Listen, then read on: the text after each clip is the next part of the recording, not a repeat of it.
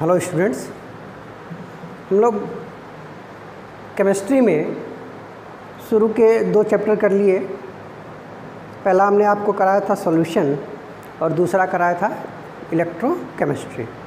आज हम अपना 3rd चैप्टर शुरू करेंगे और इसका नाम है केमिकल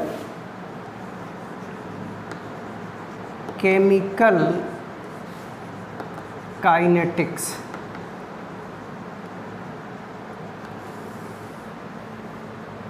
केमिकल काइनेटिक्स आपको पता होगा, फिजिक्स में आपने पढ़ा काइनेटिक्स। अब केमिस्ट्री में हमको पढ़ना है केमिकल काइनेटिक्स। तो जनरली हम लोग केमिस्ट्री में पढ़ते क्या हैं? केमिस्ट्री में हम लोग केमिकल चेंज के बारे में पढ़ते हैं।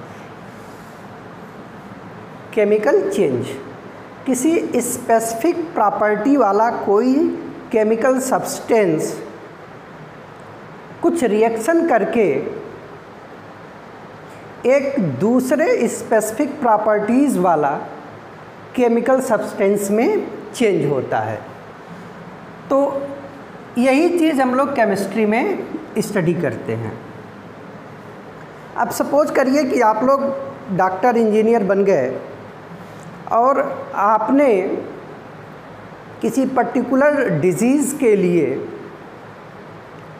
कोई मेडिसिन तैयार करनी है और आपके दिमाग में उस मेडिसिन को प्रिपेयर करने का एक कॉन्सेप्ट आया कि किन्हीं 2 केमिकल्स को मिला दें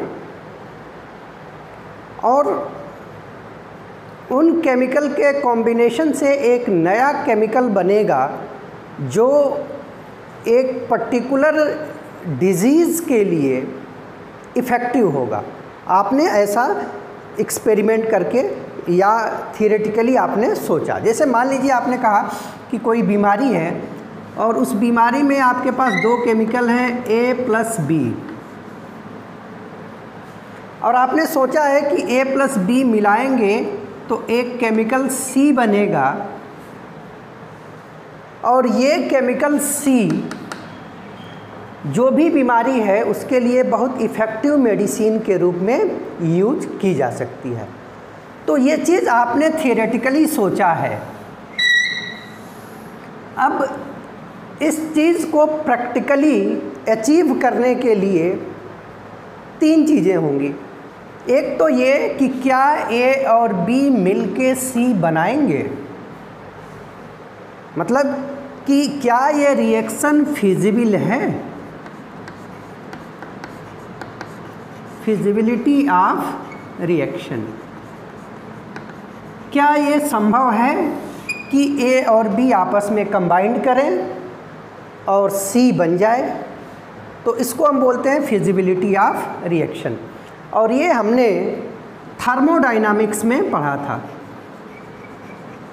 थर्मोडायनामिक्स में हमने पढ़ा था कि किसी भी केमिकल रिएक्शन की फिजिबिलिटी चेक करनी है तो उसके लिए हम डेल्टा G यानी कि गिब्स फ्री एनर्जी चेंज के बारे में देखते थे। और इस रिएक्शन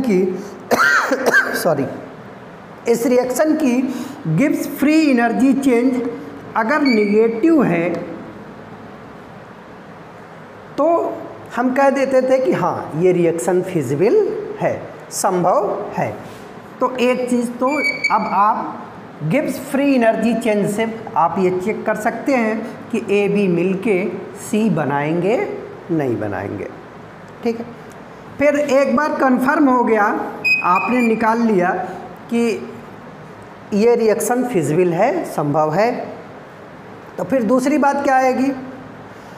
दूसरी बात ये आएगी कि A+B मिलके C बना लेंगे, ये तो बात कंफर्म है, लेकिन C बनने का एक्सटेंट क्या है? एक्सटेंट ऑफ रिएक्शन, मतलब किस हद तक, किस लिमिट तक हम C को बना सकते हैं। तो एक्सटेंट ऑफ रिएक्शन के बारे में आपने पढ़ा था केमिकल इक्विलिब्रियम में, केमिकल इक्विलिब्रियम में, और वहाँ पे हमने किसी रिवर्सिबल रिएक्शन के लिए इक्विलिब्रियम कांस्टेंट k की वैल्यू निकाली थी, और हम लोगों ने कहा था कि अगर k की वैल्यू 10⁻³ के आर्डर का है तो रिएक्शन के होने का एक्सटेंट बहुत ज़्यादा होगा, हाई होगा, ऑलमोस्ट ऑल रिएक्टेंट आपस में कंबाइंड होकर रिएक्शन करके प्रोडक्ट बना लेंगे।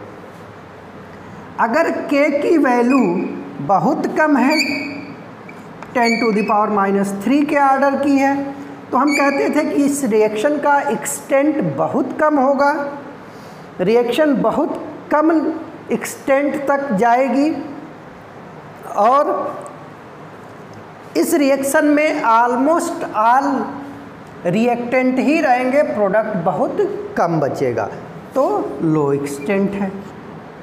और अगर k का जो आर्डर है, रेंज है, ये इन दोनों के बीच में होगा तो मॉडरेट एक्सटेंट होगा। मॉडरेट एक्सटेंट तक मतलब रिएक्शन मिक्सचर में रिएक्टेंट की भी अमाउंट ठीक ठाक होगी, प्रोडक्ट का भी अमाउंट ठीक ठाक होगा। तो इससे आपने ये पता कर लिया कि आपका जो स्पेसिफिक केमिकल है फॉर अ पर्टिकुलर डिजीज़, इसके बनने की एक्सटेंट कितनी है, संभावना कितनी है, किस हद तक ये बनेगा। अब तीसरी सबसे बड़ी बात आती है, आपने ये चेक कर लिया कि ये रिएक्शन फिजिबल है, आपने ये चेक कर लिया कि इसके होने का एक्सटेंट हाई है। तीसरी बात आएगी कि rate of reaction, rate of reaction, ये रिएक्शन किस रेट से होगा, इसको बनने में कितने दिन लग जाएगा। थर्मोडायनामिक्स सिर्फ बताएगा कि होगी कि नहीं होगी, ये नहीं बताएगा कि रिएक्शन होने में, सी के बनने में कितना टाइम लगेगा। केमिकल इक्विलिब्रियम ये बताएगा कि ये रिएक्शन किस हद तक होगी, लेकिन ये नहीं बताएगा कि रिएक्शन होने में कितना टाइम लगेगा। तो तीसरी इम्पॉर्टेंट चीज़ हमारे लिए ये हो जाती है कि हम ये भी तो जाने, हमें ये तो पता हो गया बेटा कि ये रिएक्शन हो जाएगी, अच्छा ये भी पता हो गया कि सी के बनने की संभावना बहुत ज़्यादा है, बट तीसरी सबसे इम्पॉर्टेंट चीज़ ये हो जाती है कि सी के बनने में टाइम कितना लगेगा। तो टाइम मतलब रेट, रेट ऑफ रिएक्शन, और रेट ऑफ रिएक्शन कि ये रिएक्शन होगी तो कितने टाइम में होगी, किस रेट से होगी, ये चीज़ हम लोग पढ़ते हैं केमिकल काइनेटिक्स में, ठीक है। तो हमारे पास अब जो प्रेजेंट टॉपिक है वो होगा केमिकल काइनेटिक्स। आई होप कि आपको ये बात समझ में आ गई होगी कि केमिकल काइनेटिक्स क्यों पढ़ रहे हैं, क्योंकि केमिस्ट्री में केमिकल चेंज पढ़ते हैं, और किसी केमिकल चेंज के लिए 3 बातें जानना ज़रूरी होता है कि ये रिएक्शन जो भी आप केमिकल चेंज कराने जा रहे हैं ये फिजिबल है कि नहीं है, इस रिएक्शन के होने का एक्सटेंट कितना है, और इस रिएक्शन का रेट कितना है। फिजिबिलिटी ऑफ रिएक्शन आप थर्मोडायनामिक्स से चेक कर सकते हैं। अगर इस रिएक्शन की Gibbs free energy change negative आती है तो ये रिएक्शन फिजिबल होगी।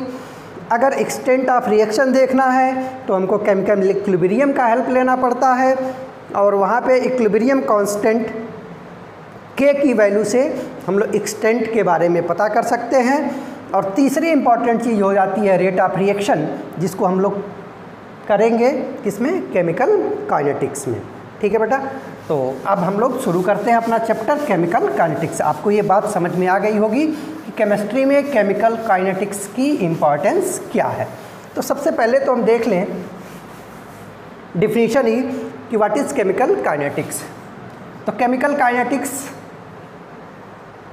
ये ब्रांच है फिजिकल केमिस्ट्री का, तो यहीं से शुरू करेंगे। Branch of physical chemistry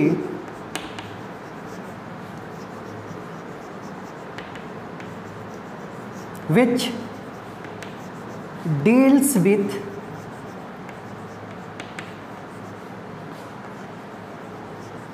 rate of chemical reaction and factor affecting rate of reaction.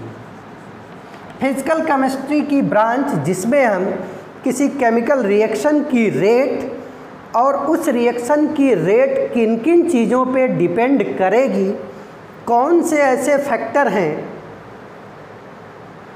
जिसको हम चेंज करें तो रिएक्शन का रेट बढ़ जाएगा या घट जाएगा, वो फैक्टर और साथ साथ एक चीज़ और मैकेनिज़्म ऑफ रिएक्शन। तो ये तीन चीज़ें हमको केमिकल काइनेटिक्स में पढ़नी होती है। पहला rate of reaction, rate of reaction कि किसी पर्टिकुलर रिएक्शन के होने का रेट क्या है। दूसरा फैक्टर अफेक्टिंग रेट,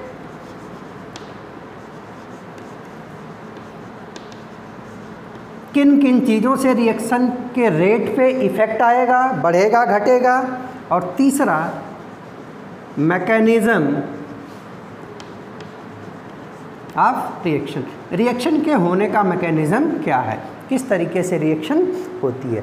तो ये तीन चीज़ें हमको केमिकल काइनेटिक्स में पढ़नी होती है। जैसे मान लीजिए अभी आपने कहा था, आप एक मेडिसिन के बारे में आपने दिमाग में एक आइडिया आया था कि दो केमिकल ए बी हैं और ये मिलके सी बनाते हैं। आपने ये चेक कर लिया है कि ये फिजिबल है, एक्सटेंट भी हाई है। तो अब आपको केमिकल काइनेटिक्स ये निकालना सिखाएगा कि इस रिएक्शन के होने का रेट क्या होगा। रिएक्शन कराते समय हम क्या क्या चीज़ें चेंज करें, इन दोनों का कंसंट्रेशन, यहाँ का प्रेशर या कुछ और चीज़ क्या क्या चेंज करें कि इस रिएक्शन का रेट बढ़ जाए या घट जाए, तो उसको बोलेंगे factor affecting rate of reaction. और तीसरी चीज़ कि ये ए और बी मिल के किस तरीके से आपस में रिएक्शन करते हैं, कैसे इनका बॉन्ड टूटता है, क्या क्या होती हैं, स्टेप बाय स्टेप क्या क्या इसमें प्रोसीजर है, क्या क्या स्टेप्स हैं, इस सारी चीज़ों को हम बोलते हैं मैकेनिज़्म ऑफ रिएक्शन। तो ये तीन चीज़ें बेसिकली हमको केमिकल काइनेटिक्स में पढ़ना होता है। क्लियर है बेटा? चल, तो अब आपको डिफिनीशन भी पता होगी केमिकल काइनेटिक्स की, branch of physical chemistry which deals with rate of chemical reaction, factor affecting rate of chemical reaction and mechanism of reaction. ठीक है, अब इसके बाद हम थोड़ी सी बात कर लेते हैं। हम लोग रेट पढ़ने जा रहे हैं, तो एक्चुअल में रेट क्या होता है। रेट ऑफ केमिकल रिएक्शन, तो आपको इन जनरल रेट का मतलब पता होगा। रेट बोलते हैं, या इसको कहीं पे स्पीड भी बोलते हैं या वेलोसिटी भी, वेलोसिटी रेट या। तो एक जनरलाइज वे में अगर हम बात करें तो रेट का मतलब होता है change with respect to time, change with respect to time.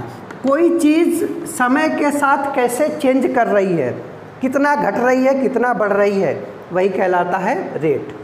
तो ये तो एक जनरल बात है कि किसी भी चीज़ में समय के साथ कितना चेंज हो रहा है, उसी को हम बोलते हैं रेट। जैसे आप लोगों को पता है गोल्ड का, सिल्वर का या किसी और भी चीज़ का आप लोग रेट निकालते हैं, या फिजिक्स में स्पीड और वेलोसिटी निकालते हैं। जैसे फिजिक्स आप जब पढ़ते हैं तो उसमें आप कोई पार्टिकल है पॉइंट ए से पॉइंट बी पे जाता है, जाने में कोई टाइम टी लेता है, तो आप इसकी स्पीड निकालते हैं या इसकी वेलोसिटी निकालते हैं।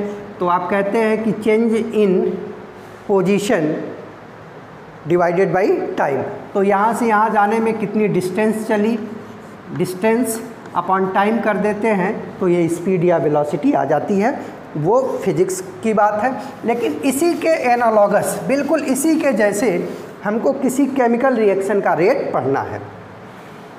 जैसे मान लीजिए हम एक हाइपोथेटिकल रिएक्शन सोच रहे हैं ए से बी। अब किसी टाइम टी पे इसका कंसंट्रेशन मान लीजिए ए है, तो ऑब्वियस सी बात है कि आपने t बराबर 0 अगर कर दिया तो इसका कंसंट्रेशन 0 होगा। इनिशियली सिर्फ a है, b नहीं है।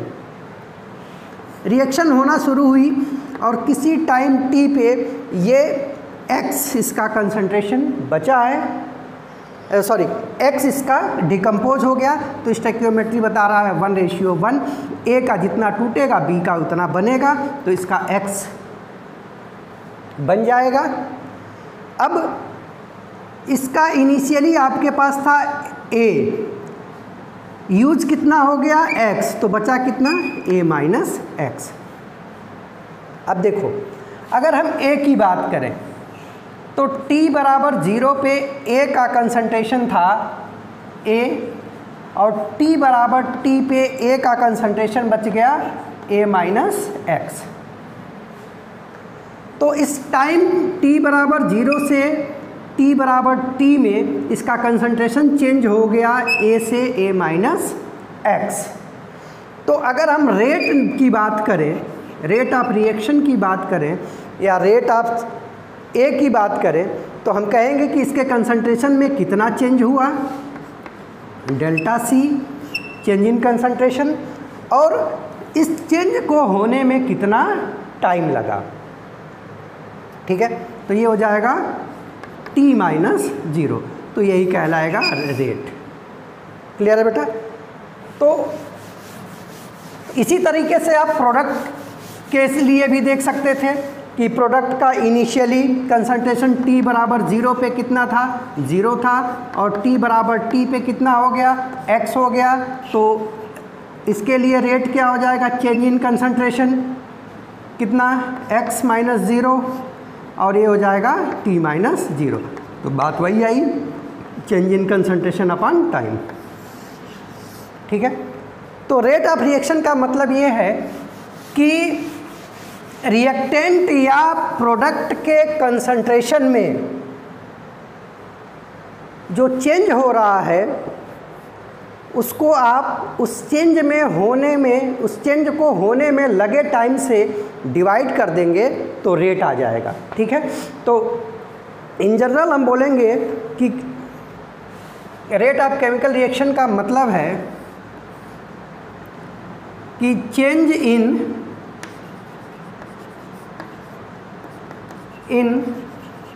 concentration of reactant or product with respect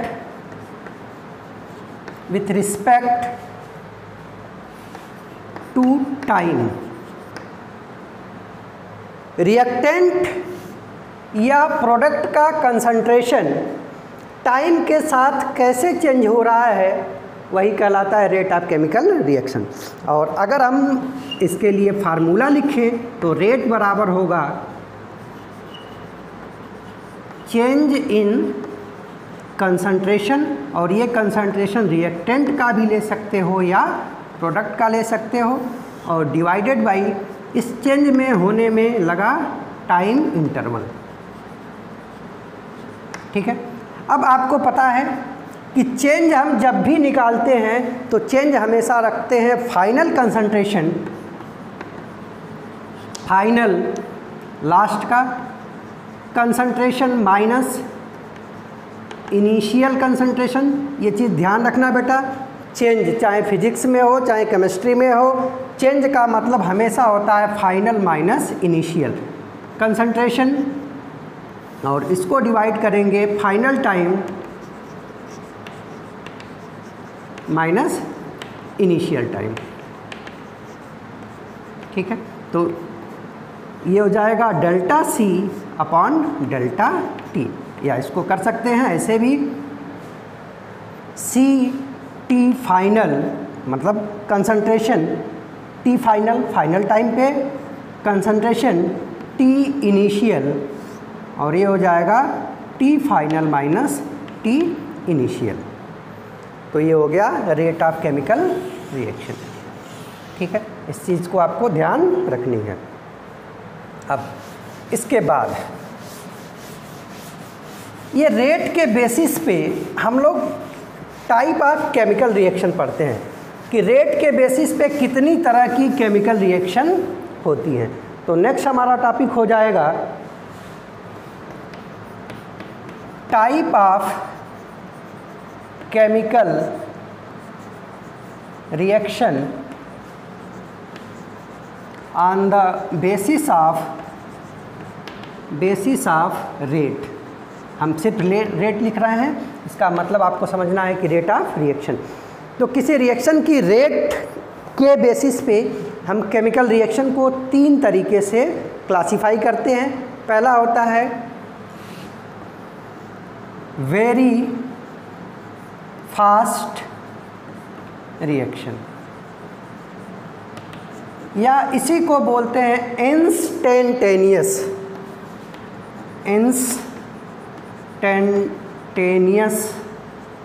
reaction.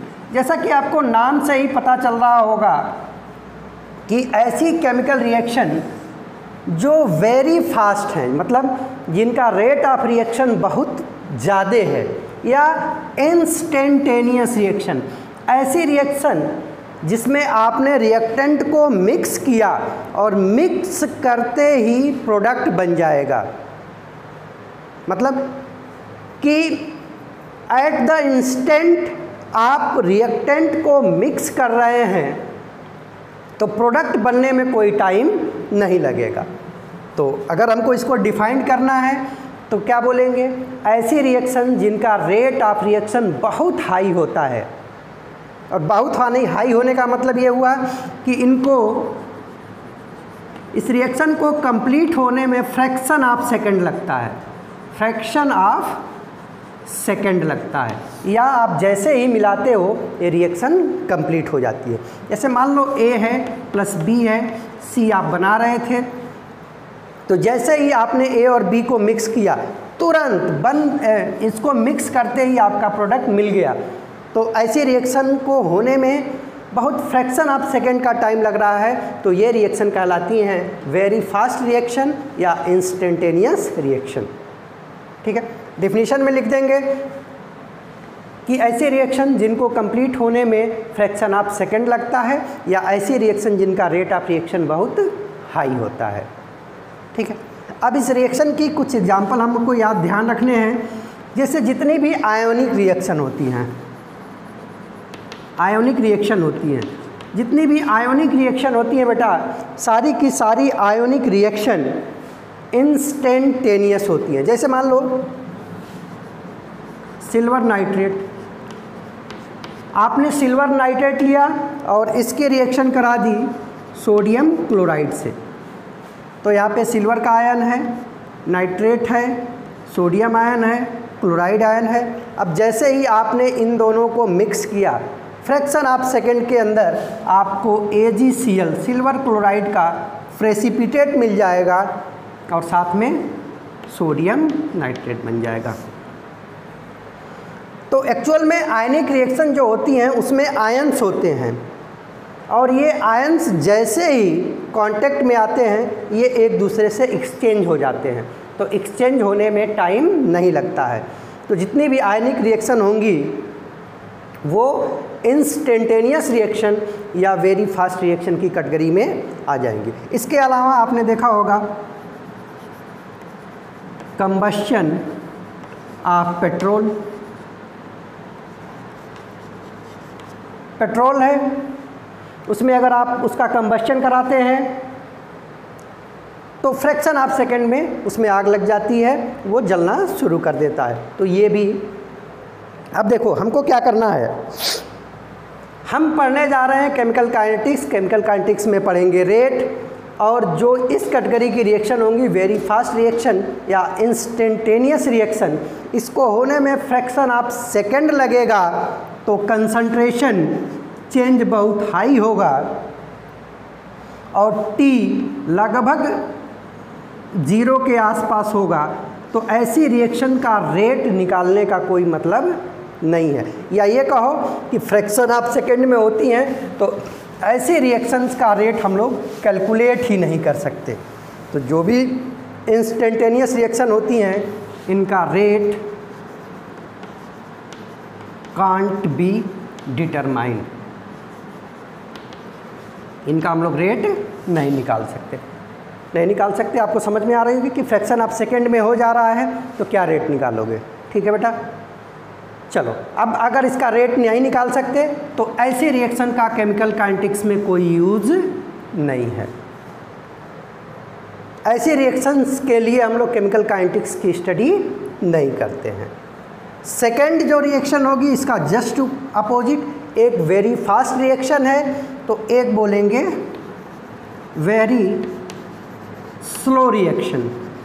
आपको समझ में आ गया होगा कि वेरी स्लो मतलब इनका रेट ऑफ रिएक्शन बहुत स्लो होता है, और स्लो होने का मतलब कि ऐसे रिएक्शंस को होने में महीनों या सालों लग जाते हैं।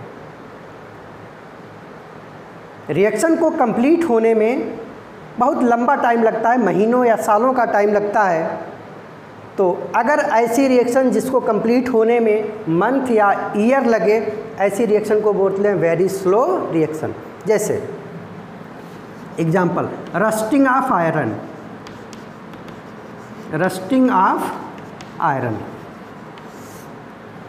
जंग लगना, लोहे पे जंग सालों में लगता है। या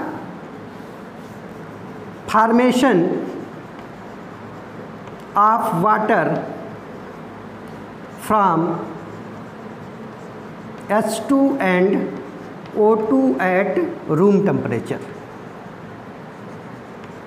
अगर एक वेसल में आप हाइड्रोजन और ऑक्सीजन को मिक्स करके रख दो तो हाइड्रोजन और ऑक्सीजन रूम टेम्परेचर पे वाटर बनाएंगे। इस प्रोसेस में आपको सालों लग जाते हैं। ठीक है, तो ऐसी रिएक्शन जिनको होने में सालों लग जाते हैं, महीनों लग जाते हैं, उनको बोलते हैं वेरी स्लो रिएक्शन। ठीक है, ये दो एग्जाम्पल आप ध्यान रखेंगे। और फिर बात करते हैं कि इस पे हम लोग केमिकल काइनेटिक्स अप्लाई करते हैं कि नहीं। तो जो भी वेरी स्लो रिएक्शंस होती हैं आप इसका रेट तो निकाल सकते हो, लेकिन इस रेट का कोई प्रैक्टिकल मीनिंग नहीं होता, ये हमारे लिए कोई सिग्निफिकेंट नहीं होता है, महत्व की चीज़ नहीं होती है।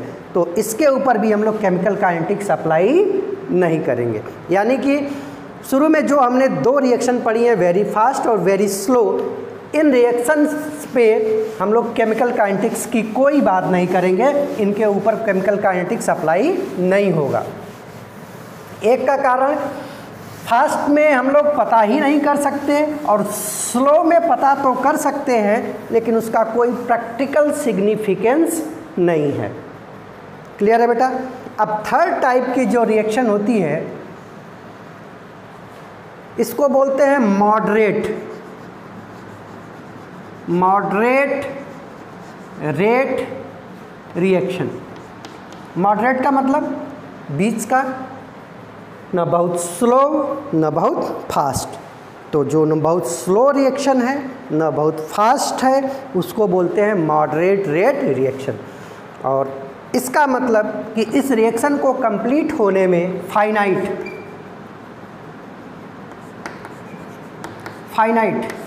एक होता है इनफाइनाइट और एक होता है ज़ीरो।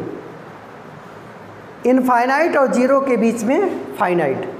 तो जिस रिएक्शन को होने में फ्रैक्शन ऑफ सेकेंड यानी कि ज़ीरो टाइम लगे इंस्टेंटेनियस, बहुत ज़्यादा लगे तो हम बोल देंगे इनफाइनाइट वेरी स्लो रिएक्शन। और जिस रिएक्शन को होने में कुछ टाइम लगे, कुछ एक फिक्स टाइम लगे, फाइनाइट टाइम लगे, और वो फाइनाइट टाइम ज़ीरो नहीं होगा, इनफाइनाइट नहीं होगा, मतलब बहुत ज़्यादा नहीं होगा, तो ऐसी रिएक्शन को बोलते हैं मॉडरेट रेट रिएक्शन। ठीक है। Reaction which takes finite time for their completion is known as moderate rate reaction. ऐसी रिएक्शन जिनको होने में फाइनाइट टाइम लगे उसको बोलते हैं मॉडरेट रेट रिएक्शन। और इसके एग्जाम्पल में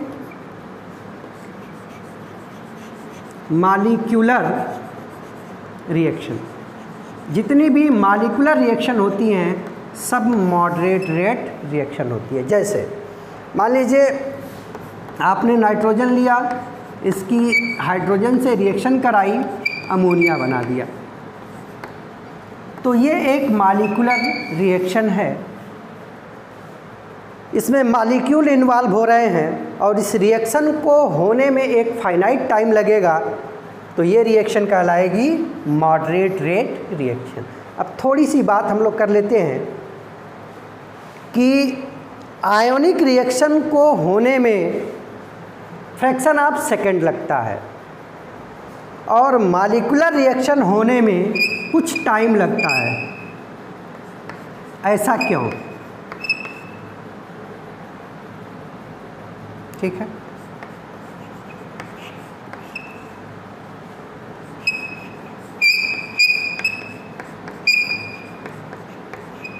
जैसे ये रिएक्शन हमने पढ़ी थी, ये आयनिक रिएक्शन थी। आयनिक रिएक्शन में आयंस थे,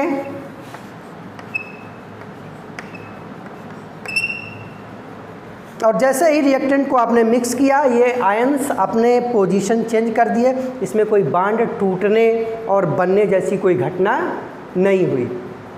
सिल्वर तुरंत क्लोराइड आयन के साथ आ गया, नाइट्रेट आयन, सोडियम आयन आ गए, तो इसमें कोई बांड नहीं टूटा, ना ही कोई बांड बना। तो इस वजह से इस रिएक्शन को कंप्लीट होने में फ्रैक्शन ऑफ सेकेंड लगता है। बट अगर हम बात करें मॉलिक्यूलर रिएक्शन में, तो मॉलिक्यूलर रिएक्शन में आपको पता है कि कोवेलेंट बांड होते हैं। जैसे नाइट्रोजन है तो ट्रिपल कोवेलेंट बांड होगा, हाइड्रोजन है तो सिंगल कोवेलेंट बांड होगा, अमोनिया में नाइट्रोजन 3 हाइड्रोजन के साथ सिंगल कोवेलेंट बांड बनाएगा। तो इस रिएक्शन को होने में पहले तो ये नाइट्रोजन का बांड टूटेगा, फिर हाइड्रोजन का बांड टूटेगा, और फिर नाइट्रोजन और हाइड्रोजन मिलके आपस में नया बांड बनाएंगे। तो जितनी भी मॉलिक्यूलर रिएक्शन होती हैं इसमें breaking of bond and making of bond होता है, और ब्रेकिंग और मेकिंग में पुराने बांड को टूटने और नए बांड बनने में कुछ न कुछ टाइम ज़रूर लगता है, और वो टाइम मॉडरेट होता है, ना बहुत कम होता है ना बहुत ज़्यादा होता है। ठीक है बेटा। और सबसे इम्पॉर्टेंट चीज़ है कि पूरी केमिकल काइनेटिक्स हम लोग पढ़ेंगे सिर्फ मॉडरेट रेट रिएक्शन के लिए। तो यही जो थर्ड टाइप ऑफ रिएक्शन है वही इम्पॉर्टेंट है हमारे लिए केमिकल काइनेटिक्स में। पूरी chemical kinetics moderate rate reaction पे चलेगी। ठीक है, तो ये तो बात हो गई जनरल सी कि हमको जो 3 तरह की टाइप ऑफ रिएक्शन है उनमें से किन के ऊपर केमिकल काइनेटिक्स अप्लाई होगा। अब फिर से हम लोग शुरू करते हैं रेट ऑफ रिएक्शन। तो इसका आइडिया तो थोड़ा बहुत हमने ले ही लिया है कि change in concentration of reactant and product with respect to time. जैसे मान लीजिए हमारे पास ए हाइपोथेटिकल रिएक्शन हम आपके सामने एक लिख रहे हैं कि ए रिएक्टेंट है और बी प्रोडक्ट है। ए कन्वर्ट होता है बी में। अब सपोज करिए कि जब हमने शुरू किया था तो टाइम को ले लिया था t बराबर 0। कोई ज़रूरी नहीं है स्टॉप वॉच आप लेके चल रहे हैं तो उस समय उसको 0 कर लेंगे। आपका जनरल वॉच है तो t बराबर कुछ टाइम, ये t1 भी हो सकता है, उससे कोई फ़र्क नहीं है। अब इनिशियली आपने शुरू कराया तो जितना इसका कंसंट्रेशन लिया होगा रिएक्शन मिक्सचर में ए पूरा होगा, तो हमने मान लिया कि इसको लिया था ए नॉट। नॉट का मतलब t बराबर 0 पे। और जिस समय आपने रिएक्शन शुरू कराई थी तो B अभी बना नहीं होगा तो इसका कंसंट्रेशन होगा 0। अब कुछ समय बाद t बराबर t पे अगर 0 लिया है तो T ले लो, T1 लिया है तो कोई फ़र्क नहीं है, T2 ले लो। इसका कुछ ना कुछ पार्ट, A का कुछ ना कुछ पार्ट प्रोडक्ट में कन्वर्ट हो गया होगा। मोल कॉन्सेप्ट में, some basic concept of chemistry में आपने पढ़ा था कि अगर ये रिएक्शन बैलेंस है तो इसकी स्टोइकियोमेट्री 1 है, इसकी स्टोइकियोमेट्री 1 है, और ये 1:1 में ये रिएक्शन हमेशा कंप्लीट होगी, प्रोसीड करेगी।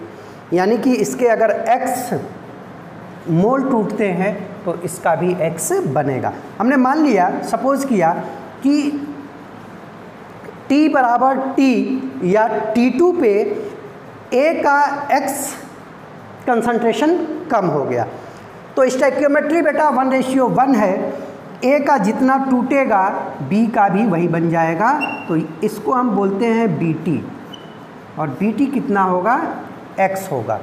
इसको बोलो B0, ये कितना होगा, 0 होगा।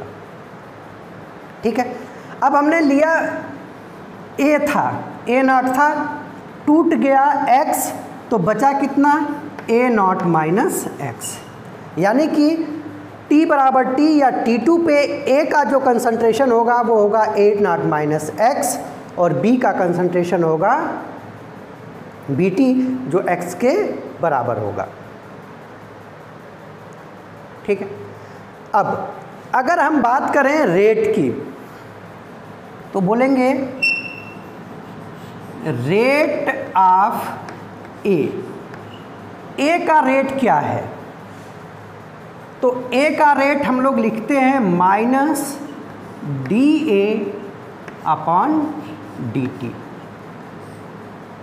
ध्यान से समझना, रेट ऑफ A -dA/dt, और dA का मतलब क्या है बेटा, -d। dA का मतलब है कि इसका फाइनल कंसंट्रेशन कितना है, A0 माइनस x, और माइनस इनिशियल कंसंट्रेशन तो ये हो जाएगा -A0, और dt का मतलब क्या है कि फाइनल टाइम अगर आप 0 से लेके चले हैं तो t होगा, तो t और इनिशियल टाइम 0 हो जाएगा, या अगर आप t1 और t2 ले रहे हैं तो ये होगा t2 माइनस t1। ठीक है, इसी तरीके से अगर आप B का रेट निकालोगे, रेट ऑफ B, तो ये होगा dB/dt, और ये कैसे निकालेंगे, dB फाइनल कितना है बेटा, BT माइनस B0/T माइनस 0 कर दो, या T2 माइनस T1 कर दो। ये बात समझ लेना। ये कब लिखेंगे, जब आपने इनिशियल टाइम 0 से शुरू किया है, और अगर आपने इनिशियल टाइम 0 से नहीं शुरू किया है, किसी पर्टिकुलर टाइम को नोट किया है, तो T1 T2, तो वो इंटरवल निकल, वैल्यू दोनों की सेम आएगी। ठीक है बेटा, तो ये हो गया रेट का एक्सप्रेशन, A का और B का, रेट ऑफ A और रेट ऑफ B। अब इसी चीज़ को रिप्रेजेंट करने के तरीके बहुत अलग अलग होते हैं। ये बात जो आपने कहा है ना कि रेट ऑफ A और रेट ऑफ B, जब आप क्वेश्चन करने जाएंगे तो इसको अलग अलग लैंग्वेज में लिखा जाएगा, तो वो सारे लैंग्वेज ज़रा हम लोग देख लेते हैं, क्योंकि मेन हमारा काम क्वेश्चन करना ही है, थियरी से हमको क्वेश्चन पे जाना होता है। जैसे मान लो A से B गए, अब हम ये लेके चलेंगे t बराबर 0 और t बराबर t1, तो t बराबर 0 पे ये कितना होगा, A0, ये होगा 0, t बराबर t पे ये हो जाएगा A0 माइनस x, और यही कहलाएगा AT, और ये होगा BT, ये बराबर किसके होगा, x के। अब देखो, अभी आपने कहा कि इसको पहले तो बोलते हैं rate of A, rate of A, तो ये माइनस होगा dA अपॉन dt, और dA का मतलब कि इसका final concentration minus initial concentration, और टाइम जो भी आएगा आप यहाँ निकाल लोगे। माइनस का A फाइनल कितना था बेटा, A नॉट माइनस एक्स, और इसमें से माइनस करोगे A नॉट, और T हो जाएगा T माइनस 0। अब इसी चीज़ को अलग अलग तरीके से बोलते हैं। सबसे बोलने का तरीका तो है रेट ऑफ ए। दूसरा तरीका क्या होगा, इस रिएक्शन में ए रिएक्टेंट है, तो आपको पता है कि रिएक्शन में रिएक्टेंट समय के साथ उसका कंसंट्रेशन डिक्रीज होता है, कंज्यूम होता है, रिएक्टेंट कंज्यूम होता है और प्रोडक्ट बनता है। तो रेट ऑफ ए को दूसरे लैंग्वेज में लिखते हैं rate of consumption, consumption of A, मतलब किस तरीके से ये खर्च होगा, किस रेट से खर्च होगा। तो ये भी होगा dA अपॉन dt, माइनस का dA अपॉन dt। अगला तरीका हम बोलते ये डिसअपियर हो रहा है, गायब हो रहा है समय के साथ, इसका कंसंट्रेशन गायब हो रहा है। तो अगला तरीका होगा rate of disappearance, rate of disappearance of A, rate of disappearance of A. तो ये तीन तरीके लैंग्वेज आपको पकड़ के रखना है कि rate of A, rate of consumption of A और rate of disappearance of A. ये हमेशा होगा minus change in concentration change upon time. इसी तरीके से अगर आप बी का निकालते हैं, प्रोडक्ट का निकालते हैं, तो पहले तो बोलेंगे रेट ऑफ बी, और ये होगा dB upon dt, change in concentration of B, change in time. अब बी प्रोडक्ट है, तो प्रोडक्ट समय के साथ क्या होता है, बनता है, तो बोलेंगे rate of formation, rate of formation of B, तो ये भी होगा dB अपॉन dt। ठीक है। या तीसरा लैंग्वेज यूज़ करेंगे, डिसअपियरेंस बोल रहे हैं तो इसको बोलेंगे प्रोडक्ट के केस में अपीयरेंस, तो rate of appearance of B, और ये भी होगा dB अपॉन dt। तो ये तीन लैंग्वेज आपको यूज़ किए जाएंगे क्वेश्चन में। आपसे पूछेगा रेट ऑफ ए, पूछेगा रेट ऑफ डिसअपियरेंस ऑफ ए, पूछेगा rate of consumption of A, तो सबका मतलब सेम है और है क्या, माइनस dA अपॉन dt। अगर प्रोडक्ट के लिए पूछेगा तो पूछेगा रेट ऑफ बी, प्रोडक्ट का नाम लेके, या rate of formation of product, या rate of appearance of product, सबका मतलब सेम है। निकालेंगे कैसे, चेंज इन कंसंट्रेशन, जो भी उसका फाइनल कंसंट्रेशन है उसमें से इनिशियल कंसंट्रेशन माइनस कर देंगे, और इस कंसंट्रेशन में चेंज होने में कितना टाइम लगा है उस टाइम से डिवाइड कर देंगे। अब अगर आप ध्यान से देख रहे हैं, जैसा कि मैं उम्मीद करता हूँ, तो आपके दिमाग में एक चीज़ ये आ रही होगी कि जब हम लोग ए की बात कर रहे हैं, मतलब रिएक्टेंट की बात कर रहे हैं, तो फार्मूले में हमने माइनस यूज़ किया है, माइनस माइनस। और जब हम लोग बी की बात कर रहे हैं, मतलब प्रोडक्ट की बात कर रहे हैं, तो वो माइनस यूज़ नहीं किया है। तो इसका क्या लॉजिक है, क्यों हम जब रेट रिएक्टेंट का निकाल रहे हैं तो फार्मूले में माइनस आ रहा है, बाकी तो वही है change in concentration upon time, लेकिन यही रेट जब हम प्रोडक्ट के लिए निकाल रहे हैं तो उसमें माइनस फार्मूले में नहीं आ रहा है। इसका क्या लॉजिक है? तो इसका सिंपल सा लॉजिक है बेटा, सिंपल सा लॉजिक है, आप बस एक सेकंड देख लो।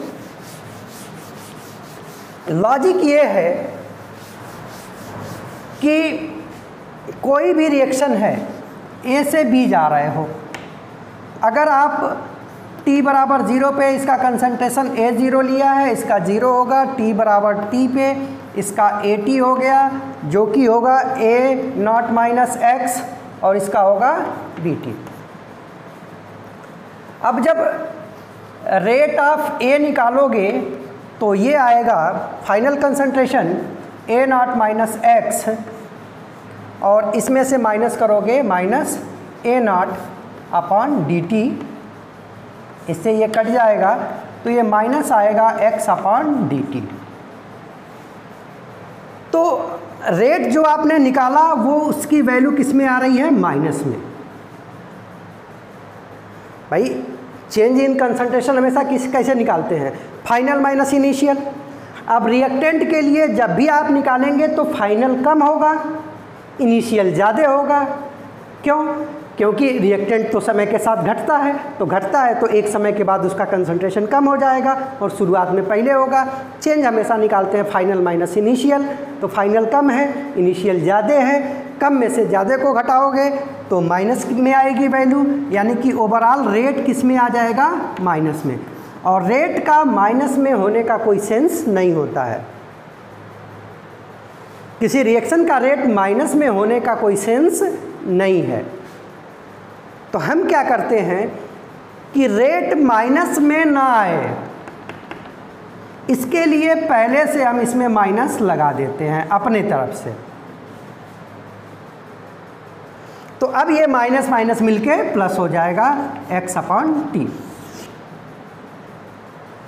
तो बहुत ध्यान से इस बात को समझ लो कि माइनस होने का सिर्फ मतलब ये है कि जो रेट निकाला जा रहा है वो रिएक्टेंट के रिस्पेक्ट में निकाला जा रहा है, और रिएक्टेंट के रिस्पेक्ट में अगर आपने माइनस नहीं निकाला है, माइनस नहीं लगा रखा है पहले से, तो जो रेट आएगा वो माइनस में आएगा, और माइनस रेट का कोई सेंस नहीं होता है।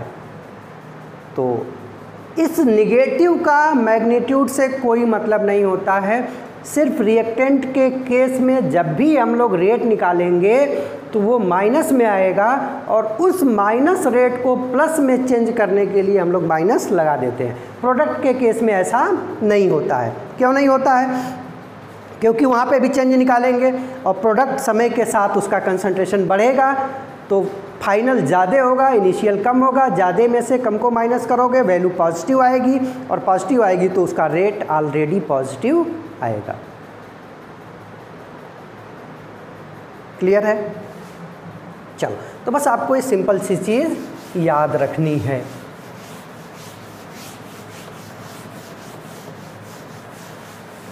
अब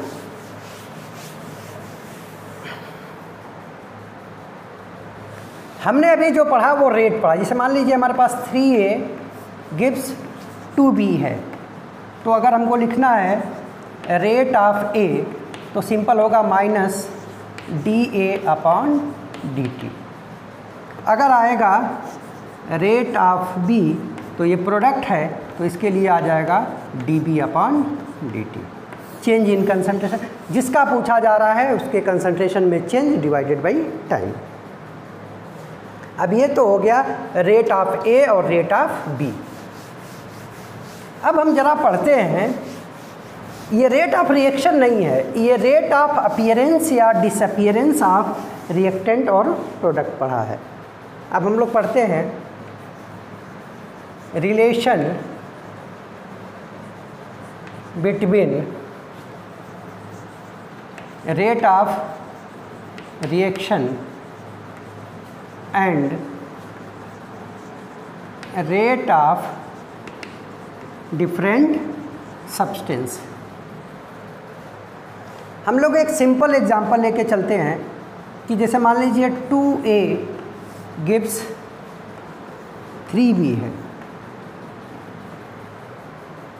ठीक है। t बराबर 0 पे ये कितना होगा बेटा, a0 होगा, ये 0 होगा। t बराबर t पे इसको हम at बोल देंगे, और स्टोइकियोमेट्री बता रही है 2 और 3, यानी कि इसका अगर 2 कंसंट्रेशन कम होता है तो इसका 3 बनेगा। हमने मान लिया x है तो ये हो जाएगा a0 इनिशियल और 2x, स्टोइकियोमेट्री से पता है। ये कितना होगा, ये होगा bt, और bt बराबर होगा कितना बेटा, 3x। ठीक है। अब हम पढ़ें रेट ऑफ ए, तो rate of A minus dA upon dt, dA upon dt।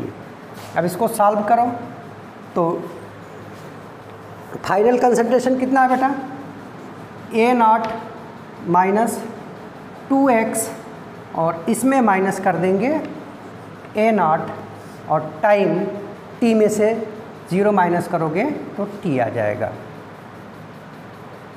ठीक है, यहाँ पे माइनस तो रहेगा ही,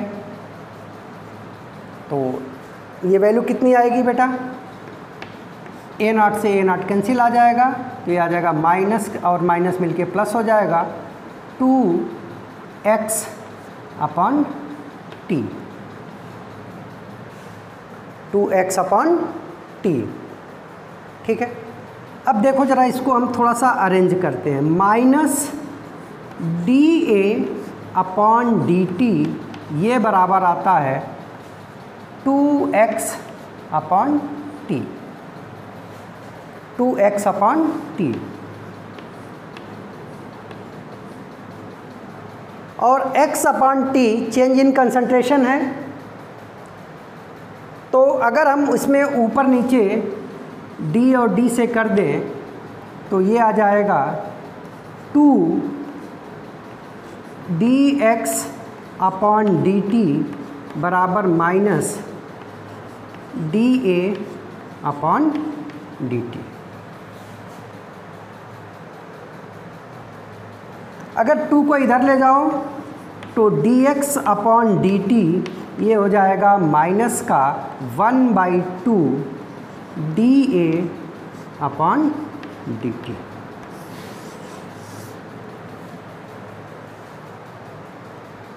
अब dx upon dt change in concentration upon time ये होता है रेट ऑफ रिएक्शन, और ये रेट ऑफ रिएक्शन आप किसके रिस्पेक्ट में बताए हो, A, तो बोलेंगे rate of reaction with respect to A।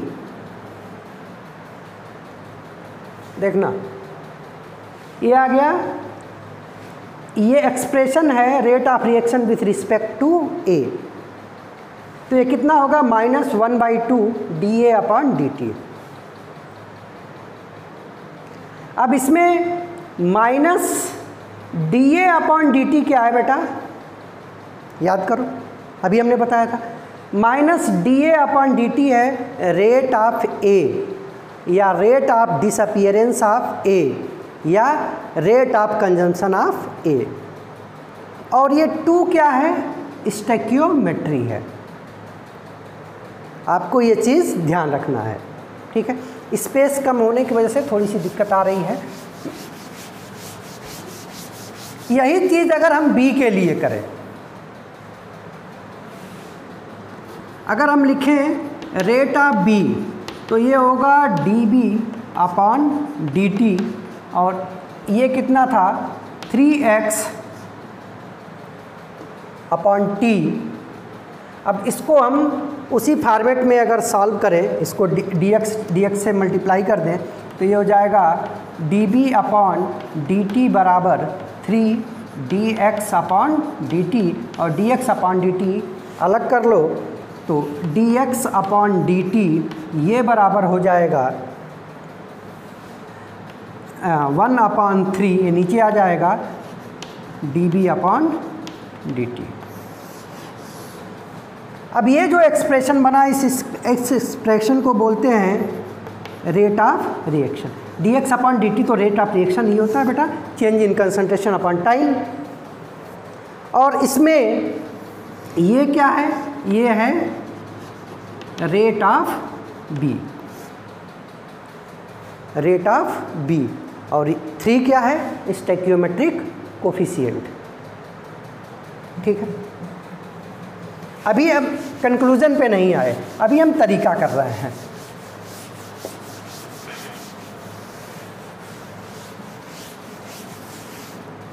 जैसे मान लो हमारे पास रिएक्शन है 2A + 3B gives 4C।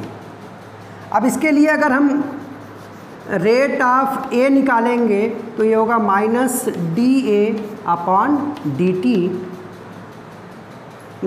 -dA/dt, और इसका आ जाएगा, ऊपर आ जाएगा 2x,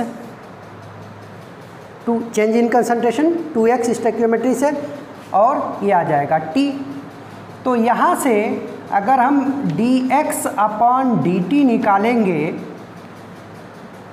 dx/dt निकालेंगे तो ये आएगा बेटा माइनस का 1/2, देखो इसको ऊपर ही रखेंगे तो dA/dt। इसी तरीके से अगर हम B का निकालेंगे, रेट ऑफ B रिएक्टेंट है, माइनस लगाएंगे dB/dt, इसके कंसंट्रेशन में कितने का चेंज होगा? 3x का, तो ये आ जाएगा 3x/t। यहाँ से फिर अगर हम dx/dt निकालें, dx/dt, तो ये आ जाएगा माइनस का 1/3 dB/dt। इसी तरीके से अगर हम रेट ऑफ C निकालें, मैंने आपको 2 निकाल के दिखा दिया है, तो आपको ये कैसे आ रहा है ये समझ में आना चाहिए, इसीलिए मैंने 2 अलग से आपको दिखाया है। अब ये प्रोडक्ट है तो माइनस तो नहीं आएगा, सिंपल आएगा dC/dt, और स्टोइकियोमेट्री 4 है तो ये आएगा 4x/t। ऊपर नीचे आप d से मल्टीप्लाई करोगे तो ये आ जाएगा dx/dt, और ये बराबर होगा 1/4 dC/dt के। ये चीज़ जरा बेटा एक बार प्रैक्टिस कर लेना, मैंने आपको बताया है। अब देखो dx/dt, ये तो सब सेम है, और ये सब क्या है? Rate of reaction.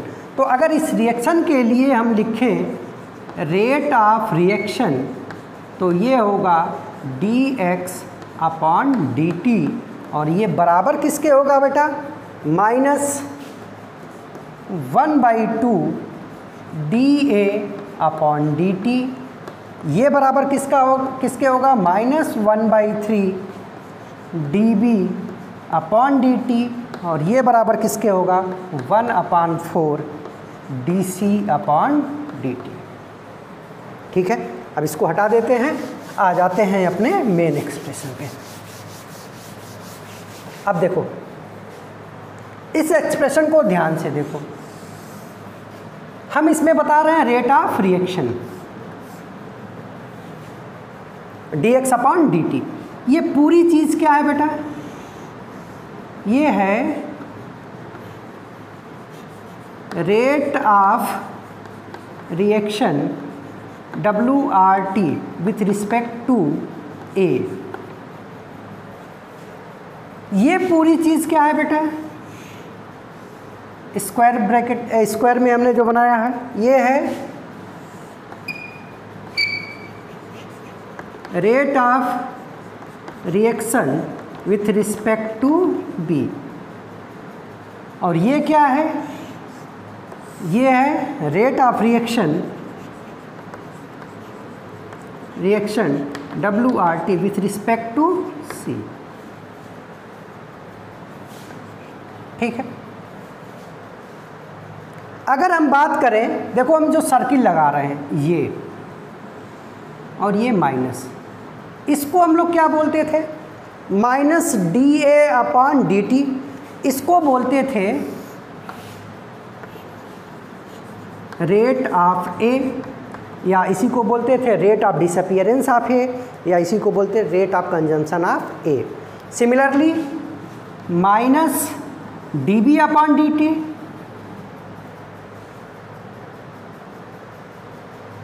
ये था rate of B, rate of B.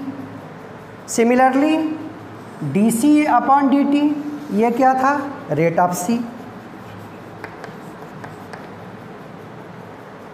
तो देखना रेट ऑफ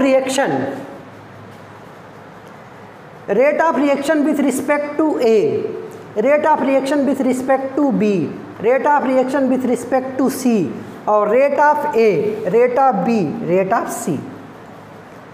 देखो रेट ऑफ ए का मतलब ये है कि किसी पर्टिकुलर सब्सटेंस के अपीयरेंस या डिसअपीयरेंस का रेट क्या है, और रेट ऑफ रिएक्शन का मतलब क्या है कि ओवरऑल रेट ऑफ रिएक्शन क्या है।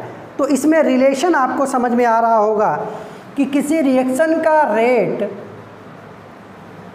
उसमें जो भी सब्सटेंस हैं ए बी सी, तो उनके अपीयरेंस या डिसअपीयरेंस के रेट में क्या रिलेशन है।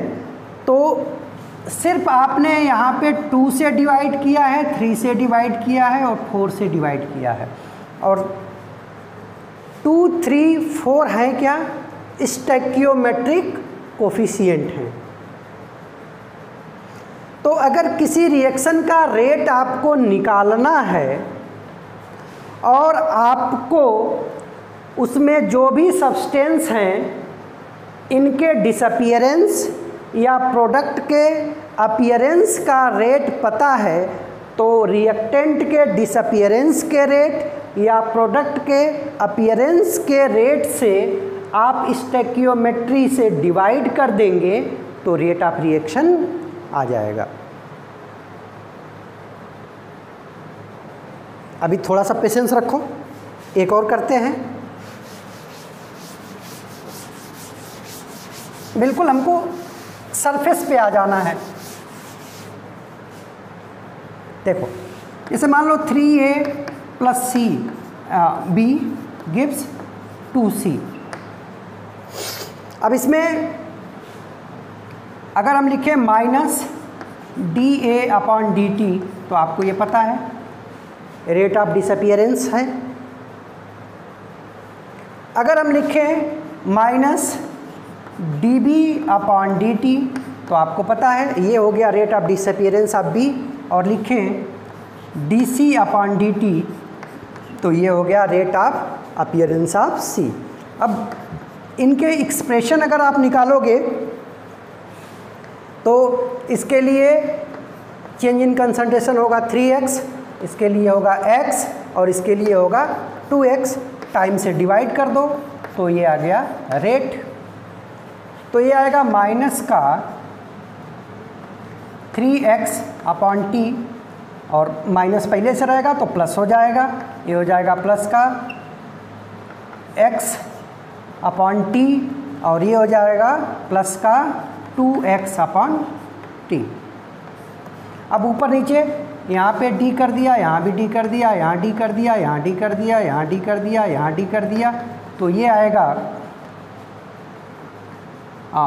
इसको ले लो dx/dt। आपने ये चीज़ एक साथ रखा तो ये नीचे आ जाएगा, तो आ जाएगा माइनस का 1/3 dA/dt। बिल्कुल इसी तरीके से यहाँ पे भी आपने ऊपर रखा dx/dt, तो स्टैकियोमेट्री यहाँ पे 1 है तो 1 नीचे आएगा, ये हो जाएगा माइनस dB/dt।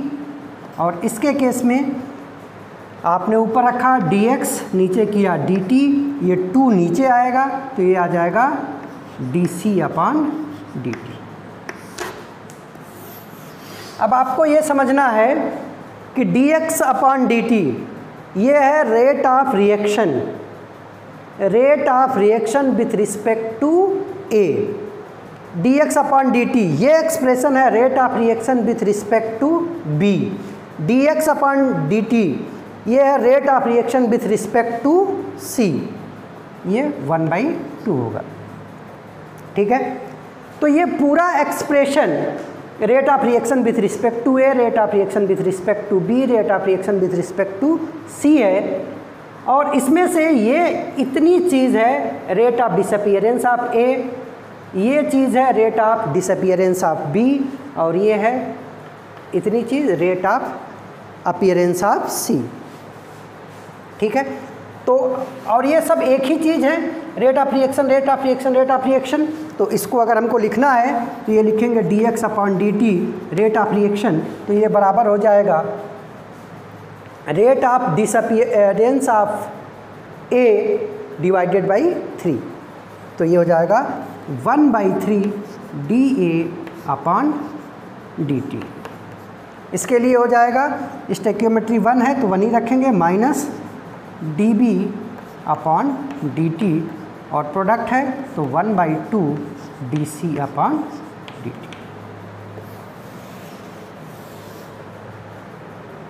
आपको समझना क्या है कि ये पूरा एक्सप्रेशन, इस पूरे को हम लोग बोलेंगे rate of reaction with respect to A। ये पूरा कहलाएगा rate of reaction with respect to B, ये पूरा कहलाएगा rate of reaction with respect to C, और इसमें से इतनी चीज़ कहलाती है rate of disappearance of A। यही चीज़ क्या कहलाएगी, rate of disappearance of B। ये पूरी चीज़ कहलाएगी rate of appearance of C।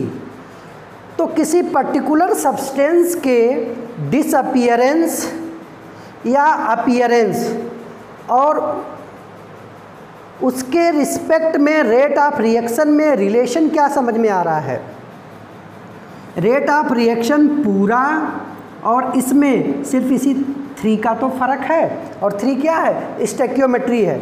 तो अगर रेट ऑफ डिसअपीयरेंस में स्टोइकियोमेट्री से डिवाइड कर दिया तो रेट ऑफ रिएक्शन उसके रिस्पेक्ट में आ गई।